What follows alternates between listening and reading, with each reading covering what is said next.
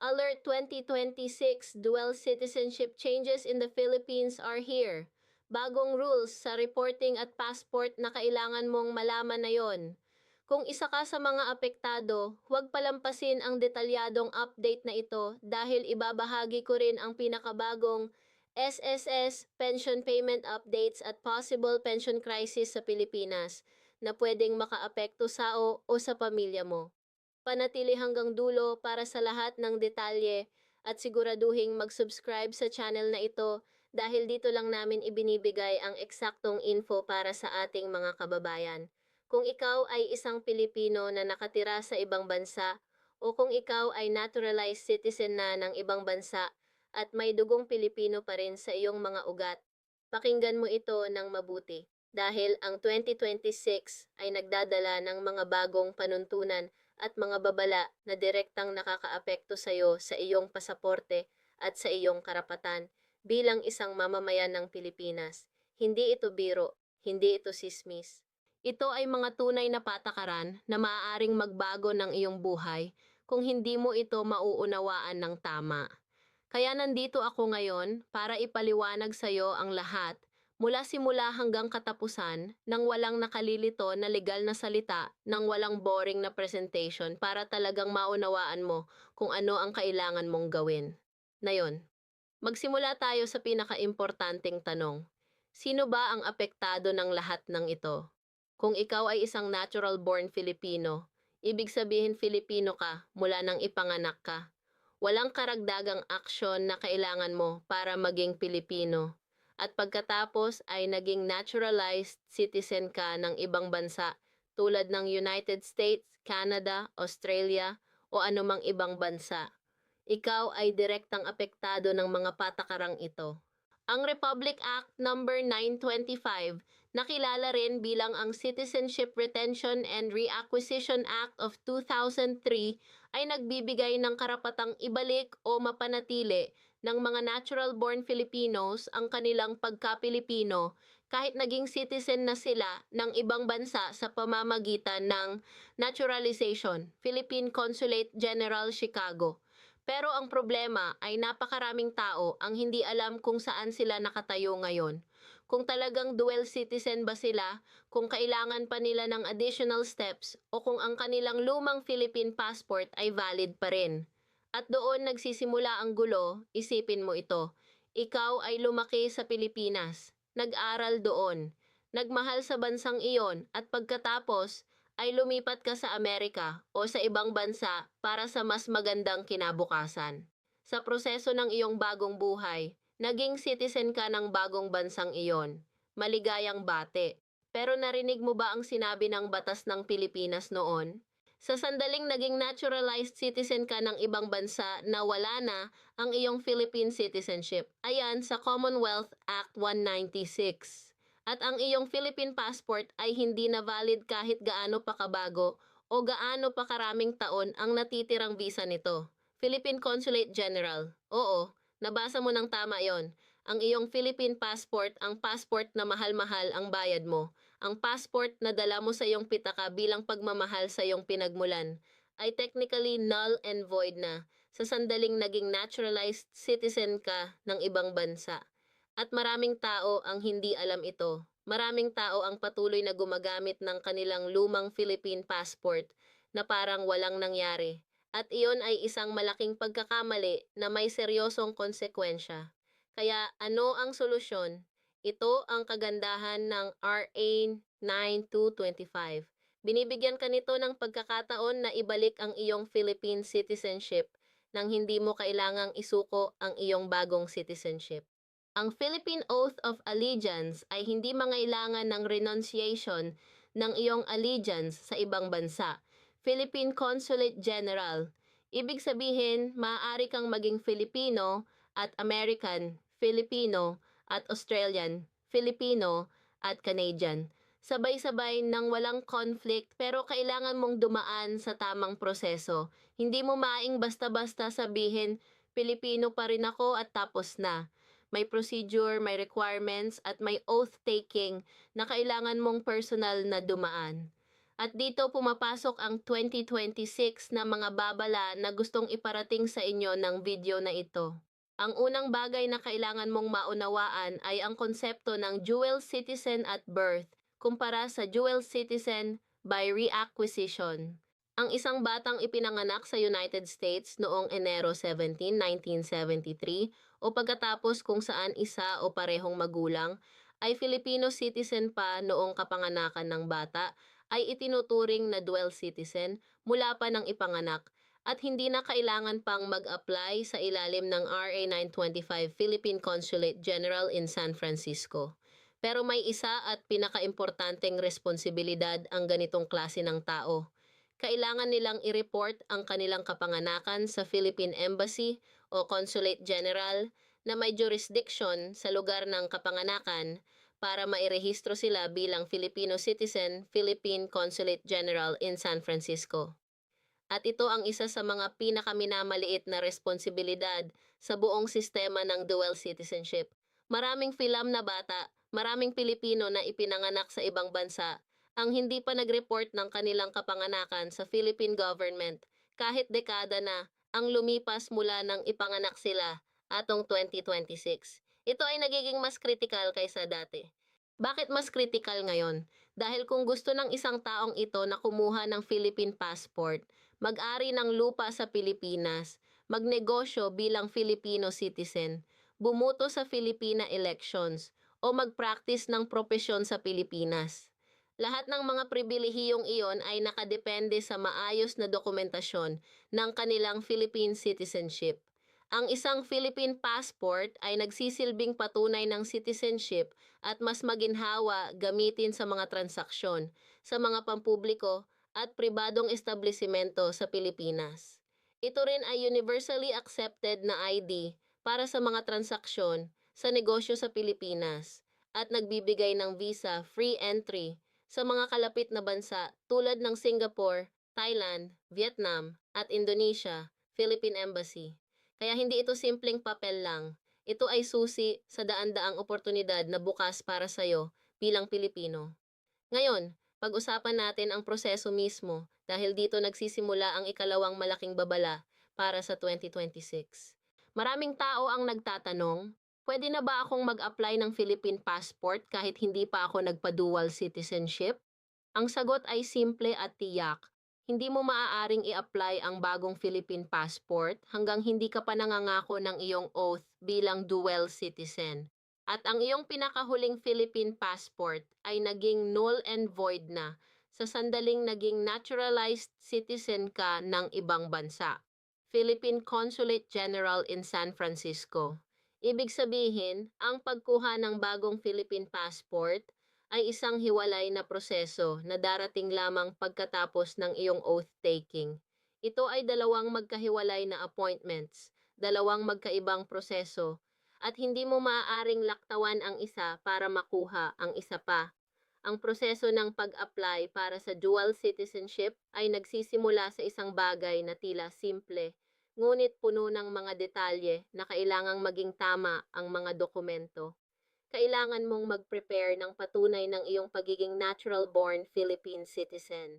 Tunay ng iyong foreign naturalization or citizenship, valid IDs, civil status documents, mga larawan at mga application forms. Respayo. Ang pinaka-critical sa lahat ng ito ay ang iyong PSA birth certificate. Hindi yung photocopy na nakuha mo sa lokal na civil registry office dekada nang nakakaraan, kundi ang opisyal na kopya mula sa Philippine Statistics Authority na nakaprint sa security paper. Kung wala kang ganitong dokumento, kailangan mo munang mag-order online sa pisaserbilis.com.hp bago ka mag-set ng appointment sa consulate or embassy at alalahanin ang processing time para sa PSA documents ay maaaring umabot ng ilang linggo, kaya huwag ipagpaliban nito. Pagkatapos na makolekta ang lahat ng iyong mga dokumento, ang susunod na hakbang ay ang pag-set ng appointment. Karamihan sa mga Philippine Embassy at Consulate ay gumagamit ng online appointment system at ang mga slot ay maaaring mabilis na mapuno. Kaya kailangan mong maging handa at regular na mag-monitor ng available na pet sa rescue Manso ay isa sa mga pinaka-frustrating na bahagi ng proseso para sa maraming aplikante.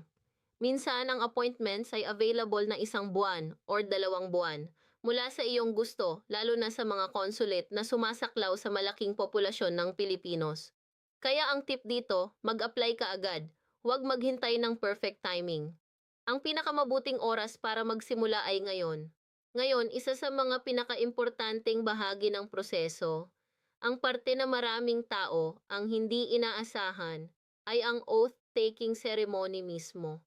Kung ang lahat ng iyong mga dokumento ay nasa ayos, ang oath-taking ceremony ay karaniwang nagaganap sa hapon ng parehong araw ng iyong appointment sa pagitan ng 3:30 p.m. at 4:00 p.m. Philippine Consulate General.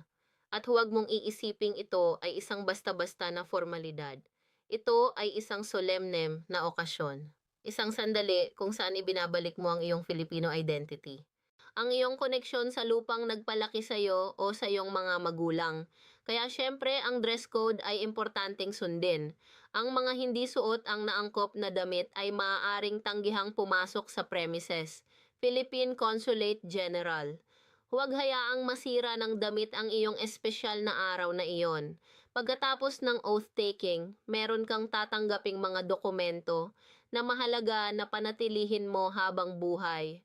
Ang iyong mga dual citizenship documents ay nagpapatunay na naibalik or napanatili mo ang iyong Philippine citizenship at kailangan mong panatilihin ligtas ang mga original na ito dahil kakailanganin mo ang mga ito sa tuwing mag-a-apply ka ng Philippine passport o sa tuwing magbibiyahe ka papunta sa Pilipinas gamit ang iyong US passport at plano mong manatili ng higit sa 30 araw.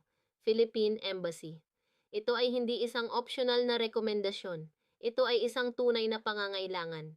Maraming dual citizen ang natulala ng lumuwas sa Pilipinas at hinilinan silang ipakita ang kanilang dual citizenship papers sa immigration at wala silang dala. Huwag hayaang mangyari iyon sa'yo. Ngayon, pag-usapan natin ang isa pang grupo na kadalasang nalilito.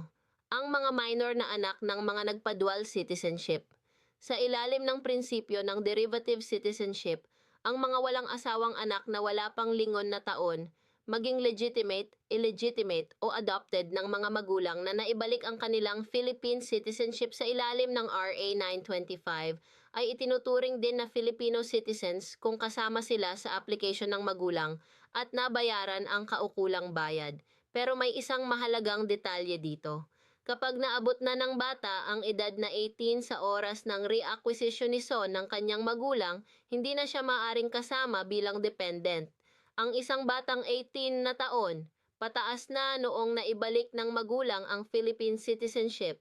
Ngunit ipinanganak noong Filipino pa ang isa sa kanyang magulang, ay itinuturing pa ring natural-born Filipino at maaaring mag-apply ng sariling reacquisition ng Philippine citizenship.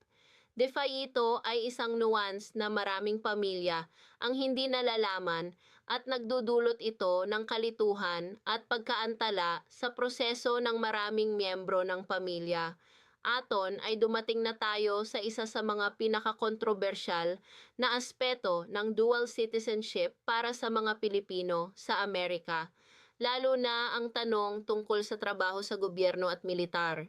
Bagaman ang RA 99225 ay hindi nag-uutos ng renunciation ng US citizenship at walang pangkalahatang prohibisyon laban sa dual citizenship sa Estados Unidos, ay niirerekomenda pa rin na kumonsulta ang isang tao sa kanyang employer, lalo na kung gumagawa siya ng trabaho para sa isang US federal government agency o US military, upang matukoy kung ang dual citizenship ay makakaapekto sa niyang employment status Philippine Embassy.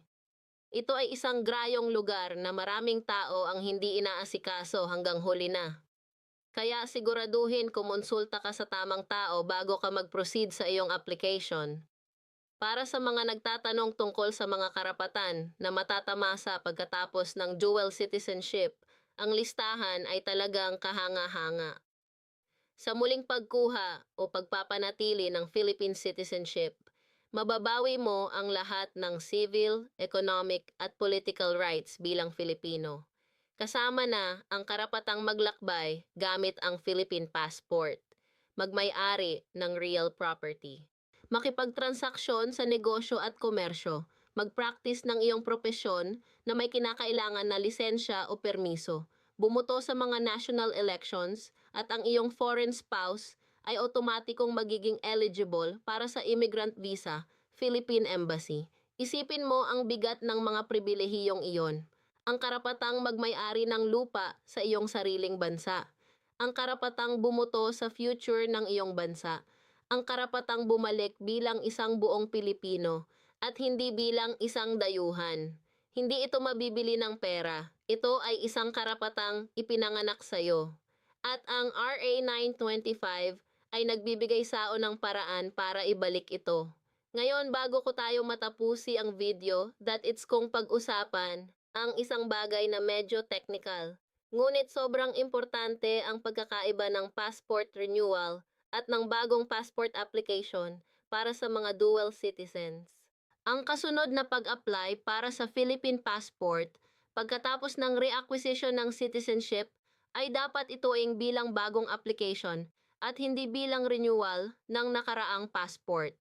Ito ay isang detalyeng maraming tao ang hindi alam at nagdudulot ito ng problema sa mga consulate at embassy dahil ang mga taong ito ay dumarating na akala nila ay magre-renew lang sila ng passport. Pero ang katotohanan ay naghahain sila ng brand new application. Kaya kapag pumunta ka sa embassy para sa iyong passport pagkatapos ng iyong oath-taking, dalhin mo ang lahat ng kinakailangang dokumento para sa isang bagong passport application at mag-aantay ka ng medyo mahabang panahon kaysa sa simpleng renewal. Ang isa pang bagay na nais kong bigyang diin ay ang kahalagahan ng pag-report ng mga importanteng civil events tulad ng kasal at kapangan ng iyong mga anak sa Philippine government.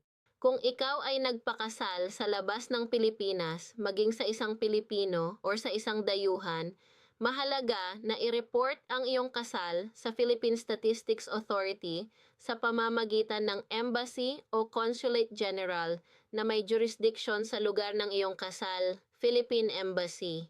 Ang mga ganitong reporting requirements ay hindi lang basta formalidad.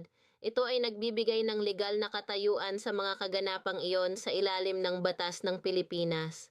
At kapag hindi mo ito ginawa, maaaring lumitaw ang mga komplikasyon sa hinaharap kapag kailangan mo ng mga dokumento para sa iyong sarili o sa iyong pamilya.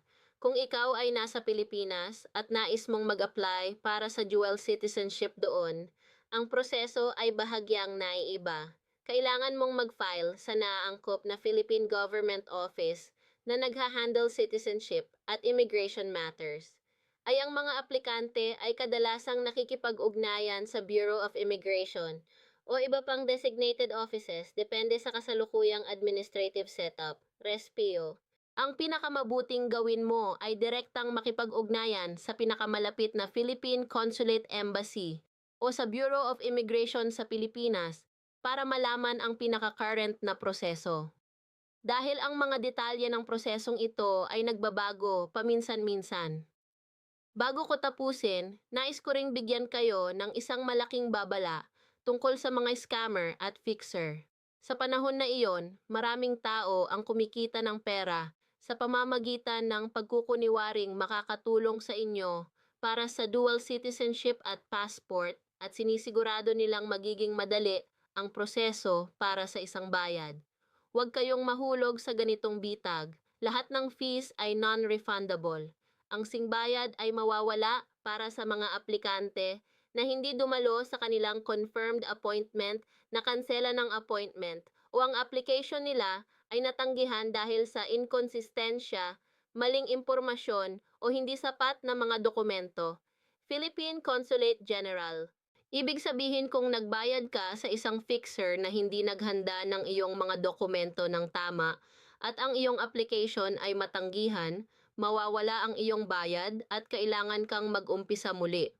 Ang pinakamainam na gawin mo ay mag-research sa official na website ng Philippine Embassy o Consulate na may jurisdiction sa iyong lugar at sundin ang kanilang office na mga instruksyon. At ito ang aking panghuling mensahe para sa inyo ngayong 2026. Ang inyong Philippine citizenship ay hindi isang bagay na dapat balwalain o ipagpaliban. Ito ay bahagi ng inyong identidad, ng inyong kasaysayan, ng inyong koneksyon sa bansang nagpalaki sa inyo o sa inyong mga magulang. Ang bawat araw na hindi kayo kumikilos ay isang araw na walang akses sa mga pribilehiyo at karapatang nararapat sa inyo. Ang proseso ay matagal-tagal. O ngunit ang resulta ay nagbibigay sa inyo ng kapangyarihang maging ganap na Pilipino muli habang pinapanatili ang lahat ng inyong karapatan at pribilehiyo sa inyong bansang tinitirhan ngayon. Kaya simulan na natin ito. Simulan mo ngayon, huwag maghintay pa ng bukas. S.